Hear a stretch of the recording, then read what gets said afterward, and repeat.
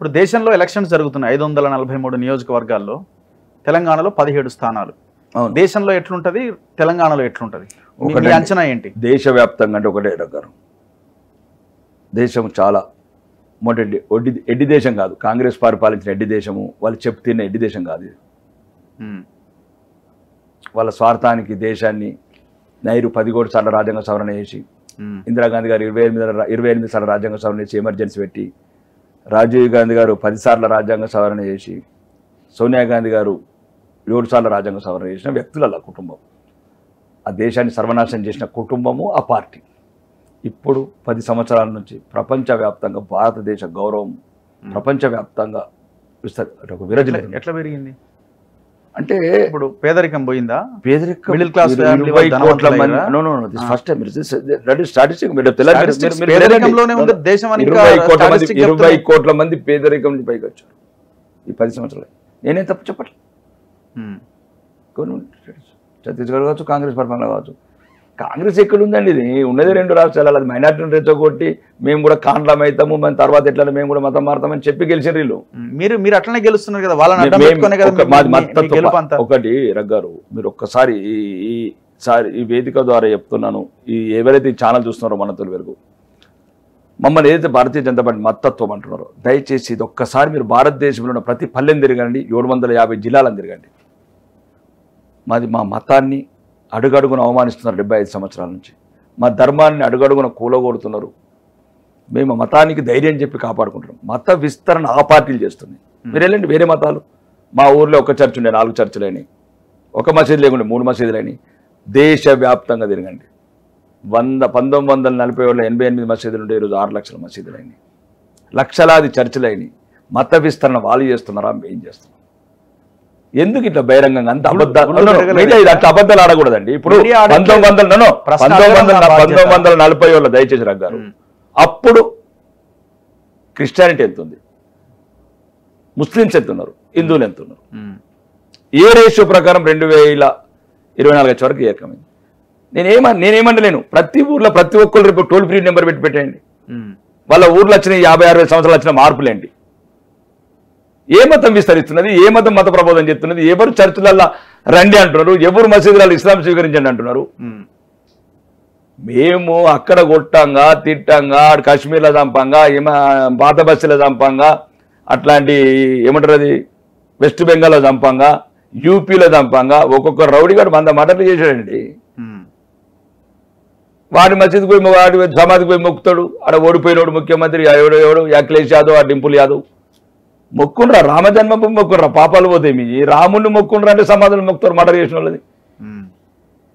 రాముణ్ణి మొక్కరు, రామ మందిరం ఇష్టం లేదు, రామ మందిరం కట్టద్దు అంటారు. 60 టెంట్లలో పెడితే మేము ప్రపంచవ్యాప్తంగా హిందువులం ఒక దేవుని. ఎక్కడన్నా పాకిస్తాన్లో ఒక మసీద్ గురించి కోట్లు కొట్లాడతారండి? ఎక్కడన్నా ఉందా?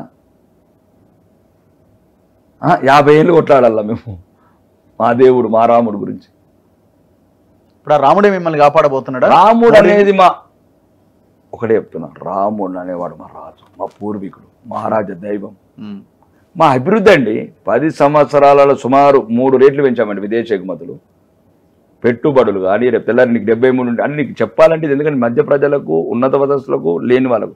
మీరు చూడండి, పేదలకు 83 కోట్ల మందికి ఉచిత రేషన్ ఇస్తున్నాం, 50 కోట్ల మందికి జన్ధన్ ఖాతాలు, 20 కోట్ల మందికి ముద్రా లోన్స్, 9 కోట్ల ఉజ్వల కనెక్షన్లు, 12 కోట్ల శౌచాలయాలు, 100 మొత్తం దేశానికి అందరి కరోనా వ్యాక్సిన్ ఉచితంగా. ఇక్కడ ప్రపంచంలో ఎక్కడ వీలవుతుందండి ఇంత అభివృద్ధి? ఒక్క అవినీతి మచ్చలేని ఒక కారణ జన్ముడు, అవతార పురుషుడు, ఆరాధ్య దైవము, విశ్వనాయకుడు, విశ్వగురువు, అట్లాంటి నాయకుని ప్రపంచం ఎదురు చూస్తున్నది. నా మాట అబద్ధం ఏదండి? అమెరికా రక్షణ శాఖ సెక్రటరీ ఏమంటున్నాడు? భారతదేశం దృఢంగా ఉన్న నదులే ప్రపంచం శాంతిగా ఉంటుందని, ప్రశాంతంగా ఉంటుందని. ఇప్పుడు ఎన్ని సీట్లు రాబోతున్నాయి దేశంలో మీకు? 400 అన్నది పెద్ద బోగస్ అంటున్నారు కదా మిగతా వాళ్ళు. 400 లేదు, ఏం లేదు.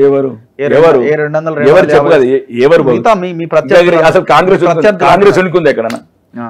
అసలు మీరు ఎక్కడన్నా చూసారా? ఇక్కడ తెలంగాణలో ఈ మోసపూరితమైన క్యారెక్టర్ వాళ్ళు ఇట్లా అవుతున్నది కానీ ఎక్కడ కూడా మాజీ ముఖ్యమంత్రి అశోక్ చౌహాన్ లాంటి ప్రతి ఒక్క సీనియర్ నాయకుడు దేశవ్యాప్తంగా అందరూ బీజేపీకి వెళ్తున్నారు. బీజేపీ ఉంటేనే దేశం ఉంటుంది, ఈ దేశం ఉంటేనే ధర్మం ఉంటుంది, హిందుత్వం విలసిల్లుతుందని. లేకపోతే ఎట్లా ముస్లిం లీగ్ కన్వర్ట్ చేస్తున్నారు పార్టీని, తర్వాత మనం ఉండేది లేదు, అయితే మతం అన్న మారాలో లేకపోతే ఈ దేశంకి వెళ్ళకూడతారో వాళ్ళు డిసైడ్ అవుతున్నారు. మీరు ఒక మతం గురించి మాట్లాడుతూ దాన్ని మీరు ఓన్ ఏ మతం చేసుకుంటూ అంటున్నారు? మీరు ఇంకొక ఇతర మతస్థులు ఏమంటారు? కాంగ్రెస్ ఎందుకు వాళ్ళ ఖాన్లని ఇంకోటి వాళ్ళని వాళ్ళు చేసే ఆ రకంగా చూస్తారు. అంటే నువ్వు రామ జన్మభూమికి 24 మంది అడ్వకేట్లకు చూపిస్తావా మందిరం కట్టద్దని?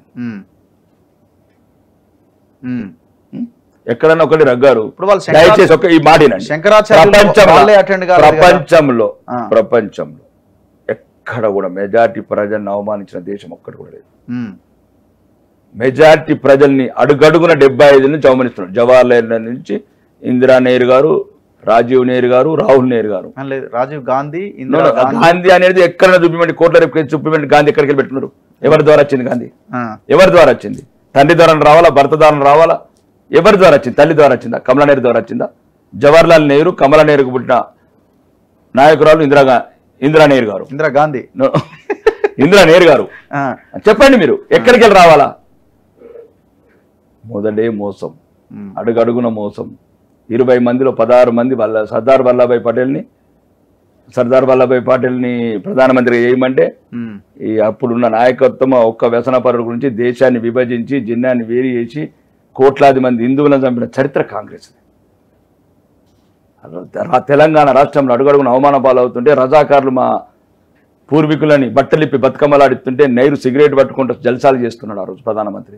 తన దేశంలో ఒక రాష్ట్రం తల్లడిల్లుతున్నది, వేలాది మంది కత్తులకు బలవుతున్నారు, కాసిం రజు సేనలకు బలవుతున్నారని తెలిసి కూడా ప్రతిస్పందించని ప్రధానమంత్రి ఎవరండి ఆయన? మేము ఒకవేళ రేపు వస్తే అధికారంలో రాగానే మా అధిష్టానాన్ని ఒప్పించి ఫస్ట్ రాజీవ్ గాంధీ ఎయిర్పోర్ట్ పేరు తీపిస్తాను. రాజీవ్ గాంధీ సర్దార్ వల్లభాయ్ పటేల్ పెట్టుకుంటాం మేము. సర్దార్ వల్లభాయ్ పటేల్ వల్ల తెలంగాణ వచ్చింది, ఒప్పిస్తాం హైకమాండ్ని. మీరు ఎప్పుడు వస్తారులేండి తెలంగాణ? అరే ఎలా అనుకుంటారండి? అట్లా అనుకుంటే భారతదేశాన్ని వెళ్తున్నాము, 20 రాష్ట్రాలను వెళ్తున్నాము. తెలంగాణలో ఇట్లా మీరు ఎంత చులకనగా మాట్లాడితే మాకు అంత స్ట్రాంగ్ అవుతామండి. మాట్లాడండి, మమ్మల్ని రెచ్చగొట్టండి, అయితేనే మా హిందువులకు బుద్ధి వస్తుంది, సిగ్గు వస్తుంది. సిగ్గు సరళ లేకుంటున్నాం కదా హిందువులము. 85% ఉండి 8 సీట్ల పరిమితమైనము, 15% నుండి 7 సీట్లకు అయిండు. అనండి మమ్మల్ని, అనండి, ఇంకేమేమంటారు అన్ని అనండి హిందువులని. మా హిందువుల కన్నా సిగ్గు వస్తుంది, శరం వస్తుంది. ఒకడు తిడతాడు, అదేంది చెంగిచెర్రలు వచ్చి తండుతారు, ఓలి చేసుకోకపోతే కొడతారు.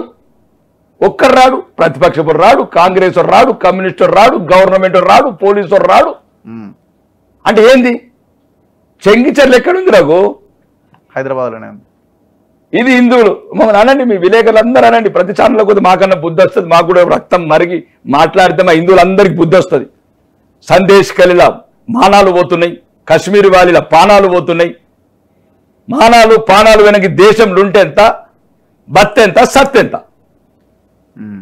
మీరెందుకు ఓన్ చేసుకుంటున్నారు అంటున్న ఆ వర్గం మొత్తాన్ని?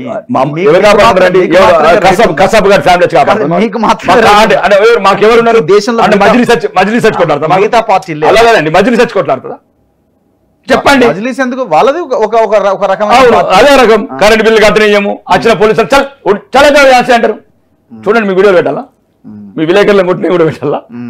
పాత బస్తీలు మీ విలేకరులు వాళ్ళేనే కాదు, మీరనే కాదు, భారత రాజ్యాంగాన్ని ప్రపంచంలో ఈ దేశంలో గౌరవించే పార్టీ ఒకటి భారతీయ జనతా పార్టీ. రాజ్యాంగబద్ధంగా చెప్పండి, ఎక్కడ మత కలహాలు జరుగుతున్నాయి? చెప్పండి కదా, 10 ఏళ్ళలో ఎక్కడ మత కలహాలు జరిగినాయి? చెప్పండి, ఎక్కడ బాంబులు మోగినాయి, ఎక్కడ బ్లాస్టింగ్లు జరిగినాయి? మళ్ళీ మీరు గెలిస్తే ఒక మహావిధ్వంసం జరుగుతుంది, భారత రాజ్యాంగాన్ని మార్చేస్తారన్న ఆందోళన అని నేనే మళ్ళీ చెప్తాను కదా. మీ ప్రత్యర్థులు ప్రచారం చేస్తున్నారండి. మన మోడీ గారు ఏమన్నారండి, గౌరవనీయ ప్రధానమంత్రి గారు, అంబేద్కర్ గారు మళ్ళీ వచ్చినా కానీ మార్చలేని భారత రాజ్యాంగం అది. దాని మౌలిక స్వరూపం అంత స్ట్రాంగ్గా రాశారు.